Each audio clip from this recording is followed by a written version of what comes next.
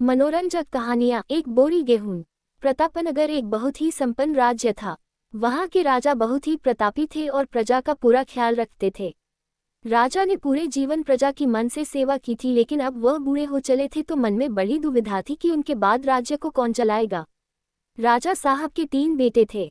अब तीनों ने एक ही गुरु और एक ही विद्यालय से शिक्षा ली थी, लेकिन राजा ये निर्णय नहीं कर पा रहे थे कि कौन राज्य के लिए सबसे अच्छा उत्तराधिकारी है। अब राजा ने तीनों बेटों की परीक्षा लेने की सोची।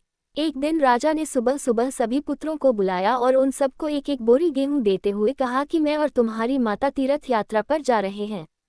हमें वापस आने में 1 वर्ष से भी ज्यादा लग सकता है। तुम तीनों की ये जिम्मेदारी है कि अपने हिस्से के गेहूं को संभाल के रखना, और जब मैं वापस लौटूं तो तुमको ये गेहूं की बोरी वापस लौटानी है। ऐसा कहकर राजा और रानी तीर्थ यात्रा पर चल दिए।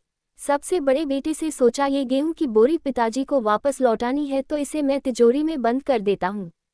जब पिताजी आएंगे तो वापस दे दूंगा। यही सोचकर उसने गेहूं की बोरी तिजोरी में रखवा दी ताकि एक दाना भी इधर उधर ना हो। दूसरे बेटे से सोचा कि तिजोरी में तो गेहूं सड़ जाएंगे, मैं इन गेहूं को खेत में डलवा देता हूं जिससे गेहूं की अच्छी फसल होगी और पिताजी को एक बोरी की बजाय कई बोरी गेहूं दे सकूंगा। अब उसने ना गेहूं के लिए अच्छा खेत देखा और ना ही अच्छी उपजाऊ जमीन देखी और ना ही खेत की घास फूस को साफ कराया। बस ऐसे ही एक बंजर जमीन पर गेहूं डलवा दिए और कभी उनकी देखभाल करने नहीं आया। उसे लगा कि अब अपने आप फसल आ जाएगी। तीसरा बेटा ज्यादा समझदार था। उसने अपने मित्र के साथ मिलकर एक अच्छा खेत देखा जो बहुत उपजाऊ था। फिर उसकी मिट्टी बदलवाए, वहां घास फूस की सफाई कराए और फिर विधि अनुसार गेहूं के दाने खेत में बो दिए। पूरी लगन और मेहनत से खेत की हिफाजत की, समय पर खाद पानी सब कुछ दिया। साल भर बाद पहली फसल आई, उसने फिर से उसे बोया, फिर और अन्न उपजा। खेत खलिहान लहलहाने लगा। राजा यही कोई 3 वर्ष बाद वापस आया।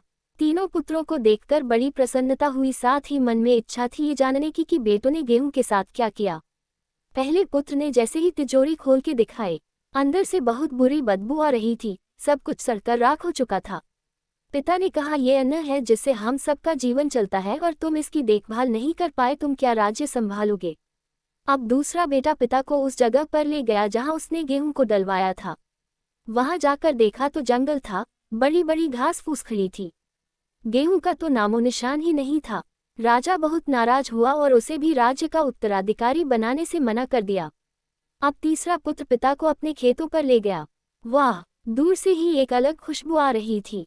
गेहूं की फसल लहलहा रही थी, चारों तरफ हरियाली और जीवन था।